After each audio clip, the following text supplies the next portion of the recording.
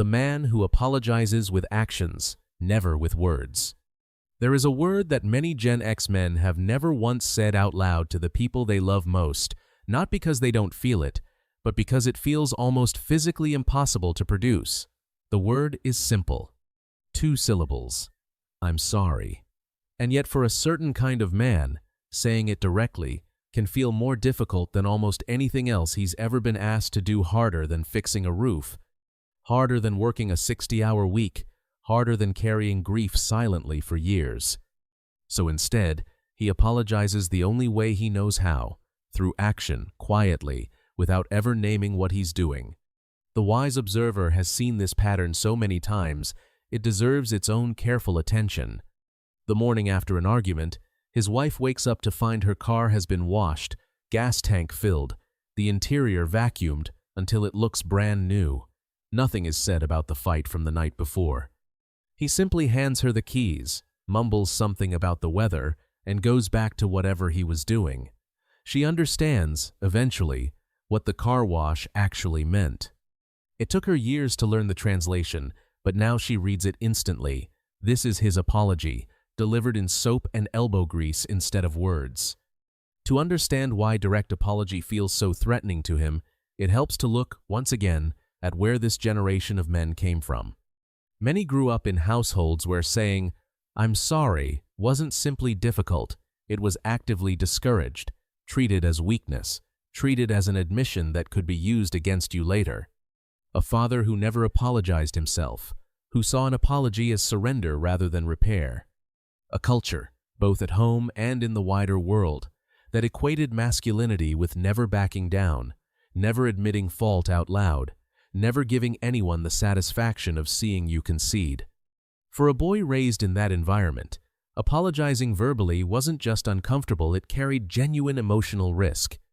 To say, "I'm sorry," was to expose a soft, vulnerable underside that had never once been protected or honored in his childhood home. And so, without consciously choosing it, he found another way to communicate the same sentiment, one that felt infinitely safer, through doing rather than saying. Action didn't require him to stand exposed in front of another person's judgment. Action let him repair the relationship while keeping his emotional armor fully intact. Consider the specific vocabulary this creates over the decades. A freshly mowed lawn the day after he snapped at his teenager. A cup of coffee made exactly the way his wife likes it, set quietly on her nightstand after a disagreement neither of them has resolved with words. An unprompted oil change on his adult daughter's car after a tense phone call. None of these gestures come with an explanation. None of them are labeled. He simply performs them, and trusts often correctly, sometimes not that the people who know him well enough will understand exactly what's being said underneath the action. The wise observer wants to name something important here. This isn't manipulation, and it isn't emotional avoidance in the dismissive sense people sometimes assume. It's a genuine, if incomplete, form of accountability. He knows he did something wrong. He feels the weight of it. He simply channels that weight into repair rather than confession, because confession, to him, has never once felt safe. There's a particular scene worth picturing that captures this pattern precisely.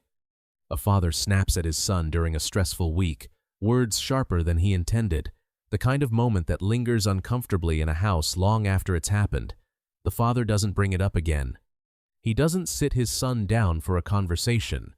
Instead, the next morning, the son finds his bicycle has been completely overhauled, chain oiled, brakes tightened, tires pumped to the perfect pressure, sitting ready in the driveway before school. The son rides it to school without ever fully understanding that what he's riding is, in every meaningful sense, an apology. This pattern becomes particularly poignant in marriages that have lasted decades. Wives who married these men young often spend years frustrated by the absence of verbal accountability, wishing desperately for the words they were taught, culturally, to expect and need. But many of them eventually develop what can only be described as a second language, the ability to read repair in gestures rather than sentences. She learns that a freshly organized garage means he's been thinking about their fight all day. She learns that an unprompted home-cooked dinner means he knows he was wrong about something and doesn't know how to say so directly. It isn't the language she originally wanted.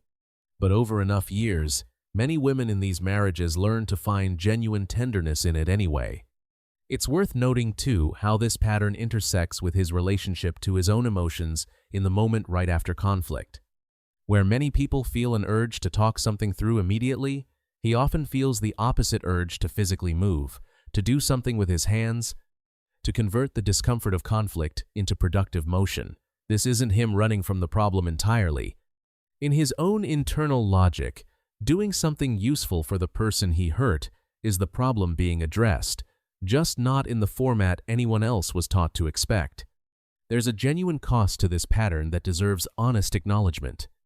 Because his apologies are never named directly, the people around him sometimes miss them entirely, especially those who haven't yet learned his particular dialect. A new partner, a young adult child still learning who he is, a coworker unfamiliar with his habits these people may experience, only the absence of a verbal apology, with no idea that an entire wordless one occurred somewhere in the background, disguised as an ordinary chore. This can create a painful gap where he believes he has already made amends, while the other person is still waiting, confused, for an acknowledgement that, in their language, never actually arrived. This gap explains a great deal of quiet, prolonged tension in many of his relationships.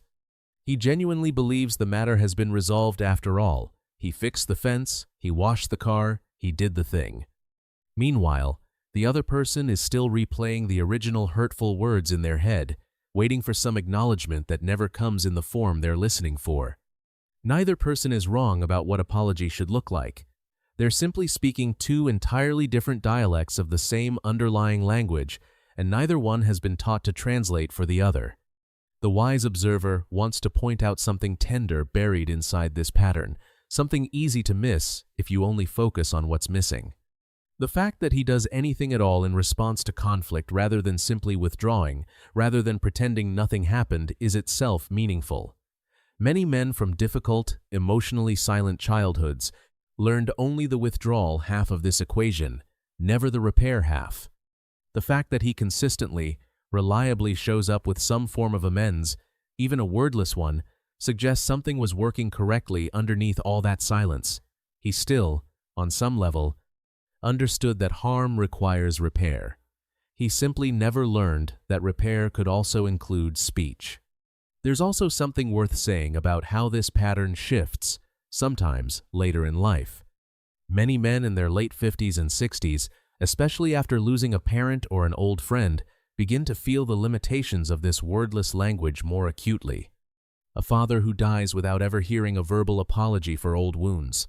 A friend who passes before an unspoken tension was ever directly addressed. These losses sometimes crack something open in him, a growing awareness that gestures, however sincere, cannot always substitute for the specific, irreplaceable weight of spoken words, and in that awareness, some men begin, however clumsily, to attempt the harder language for the first time. It rarely looks graceful when it happens. The first verbal apology from a man like this is often short, stiff, almost businesslike, delivered quickly, eyes averted, as though ripping off a bandage. "I was wrong. I'm sorry."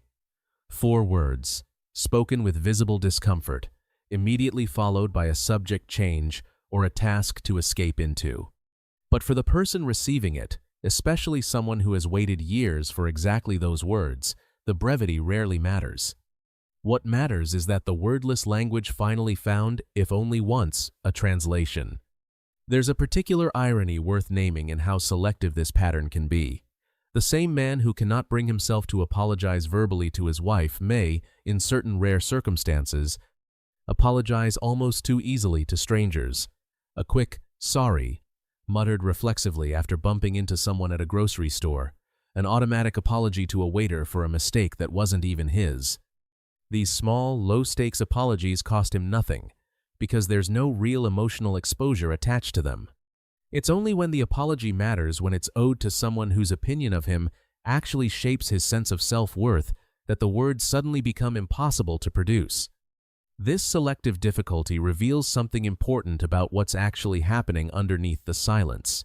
It's not about the mechanics of saying two syllables. It's about who's listening. A stranger's judgment doesn't linger. His wife's, his child's, his own reflections that risks everything, because those are the people whose disappointment he has spent a lifetime trying to avoid triggering. It's worth examining, too, how this pattern shows up specifically in his relationship with his own father, if that relationship is still active, or in his memories of it if it isn't. Many men like this grew up watching their own fathers perform exactly this same wordless apology. Dialect a repaired fence after a blow-up, a quietly paid bill after a broken promise, a extra generous birthday gift after months of distance. He learned this language the way children learn any language, not through instruction, but through complete immersion, absorbing it so early and so thoroughly that it never occurred to him, for decades, that another dialect even existed. There's a specific tenderness in how this shows up with his own children as they become adults and articulate their emotional needs more directly than he ever learned to. A daughter, who says clearly, "I need you to actually say the words," represents something almost foreign to him, a request that feels, at first, unreasonable, even though he intellectually understands why she's asking. Watching his children develop a vocabulary he never had can produce a complicated mixture of pride and quiet grief. The wise observer wants to highlight something specific about how this pattern intersects with forgiveness and not just apology, because he struggles to receive verbal apologies as much as he struggles to give them. When someone apologizes to him directly, with words, he often grows visibly uncomfortable, deflecting quickly with something like, "It's fine. Don't worry about it," cutting the moment short before it can fully land. This isn't generosity, exactly, though it can look like it. It's the same discomfort with direct emotional exposure, simply operating in reverse. He doesn't know how to receive vulnerability any more fluently than he knows how to offer it. There's a particular scene worth picturing that illustrates this discomfort clearly. His adult son, after years of a distant relationship, finally sits him down and says, directly, "I'm sorry for how I treated you when I was younger." Rather than receiving this with the emotional depth it deserves, watch him immediately reach for a task, offering to grab something from the kitchen, mentioning something that needs fixing in the garage, anything to shorten the unbearable exposure of simply sitting still inside a moment of direct emotional honesty. The words landed, he heard them, he simply doesn't yet have a comfortable place to put them. It's worth noting how this pattern shapes his approach to conflict resolution more broadly, beyond just apology specifically. He tends to avoid extended conversations about relationship problems, not because he doesn't want the relationship to improve, but because talking about a problem, to him, can feel like dwelling in it rather than solving it. Fixing something tangible feels like forward motion. Talking about feelings, without a clear resolution attached, can feel to him like circling endlessly around a wound, without ever actually closing it, even when, paradoxically, that exact conversation is often the only thing that could close it. The wise observer also wants to acknowledge how isolating this pattern can become for him personally, something rarely discussed because he would never bring it up himself. There's a particular loneliness in knowing you've done something wrong, feeling genuine remorse, and having no reliable way to communicate that remorse in a form the other person can fully receive. He carries guilt the way he carries everything else, quietly, privately, converted immediately into action rather than shared through connection. The apology gets delivered. The guilt underneath it often goes unspoken, buried under the next repaired fence or freshly washed car. The wise observer's closing thought is this: if you love a man who apologizes only through action, understand that the silence isn't the absence of remorse. It's remorse wearing a different, older uniform, one built long before anyone taught him that vulnerability and safety could coexist in the same sentence. He is telling you he's sorry.